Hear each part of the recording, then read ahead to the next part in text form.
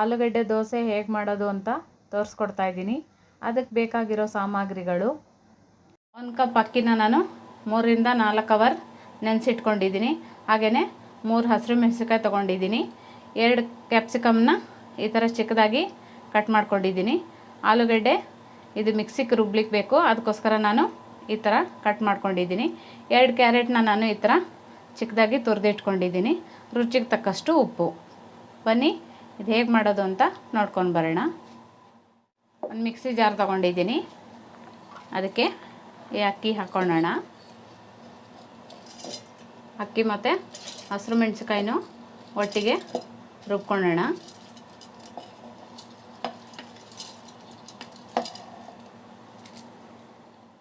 ಇವಾಗ ಆಲೂಗಡ್ಡೆ ಸೇರಿಸ್ಕೊತಾ ಇದ್ದೀನಿ. ಇದನ್ನ ಇವಾಗ ನೈಸಾಗಿ ಪೇಸ್ಟ್ ಮಾಡ್ಕೊಂಡು ಬರೋಣ. ನೋಡಿ, ಇದು ತರಿಯಾಗಿ ಈ ಥರ ರುಬ್ಕೊಂಡು ಬಂದಿದ್ದೀನಿ. ಇದಕ್ಕಿವಾಗ ಬಾಕಿ ಮಸಾಲೆಗಳನ್ನೆಲ್ಲ ಸೇರಿಸ್ಕೊಳ್ಳೋಣ. ಇದಕ್ಕೆ ನಾನು ಇವಾಗ ರವೆ ಸೇರಿಸ್ಕೊತಾ ಇದ್ದೀನಿ. ರವೆನ ನಾನು ಒಂದು 10 ನಿಮಿಷಗಳ ಕಾಲ ನೆನೆಸಿಟ್ಕೊಂಡಿದ್ದೆ, ಯಾಕಂದರೆ ಅದು ಬೇಗ ನೆನಿಬೇಕಲ್ವ, ಅದಕ್ಕೋಸ್ಕರ. ಇವಾಗ ಇದಕ್ಕೆ ನಾನು ಸೇರಿಸ್ಕೊತಾ ಇದ್ದೀನಿ.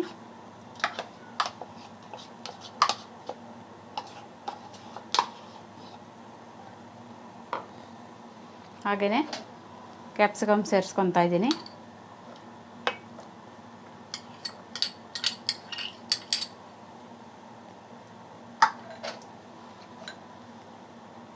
ಹಾಗೆಯೇ ಕ್ಯಾರೆಟ್ ಸೇರಿಸ್ಕೊತಾ ಇದ್ದೀನಿ.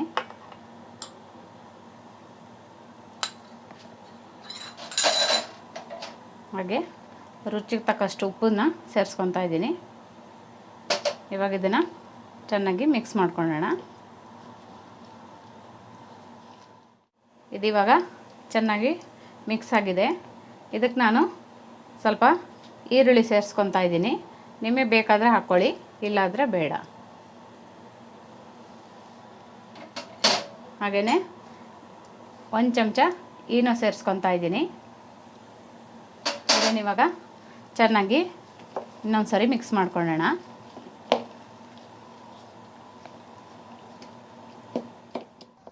ತವಾ ಇವಾಗ ಬಿಸಿಯಾಗಿದೆ. ಅರ್ಧ ಚಮಚ ಬಟಾರಿ ಇದಕ್ಕೆ ಹಚ್ಕೊಳ್ಳೋಣ.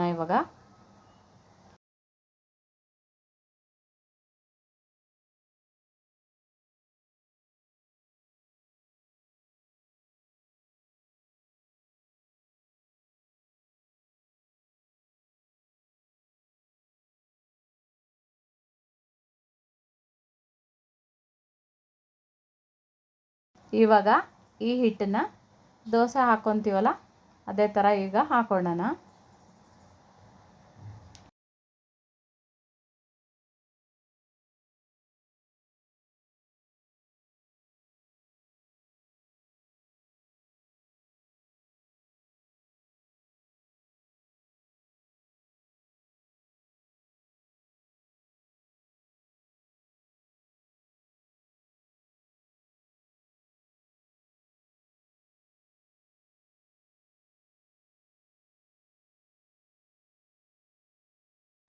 ಇದಕ್ಕೆ ಇವಾಗ ಮುಚ್ಚಳ ಮುಚ್ಚಿ ಒಂದು 5 ನಿಮಿಷ ಬೇಯಿಸ್ಕೊಳ್ಳೋಣ ಚೆನ್ನಾಗಿ.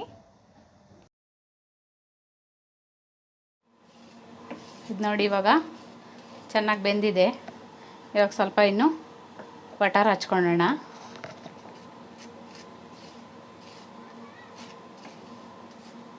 ಹಚ್ಕೊಂಡು ತಿರುವಾಕೊಳ್ಳೋಣ.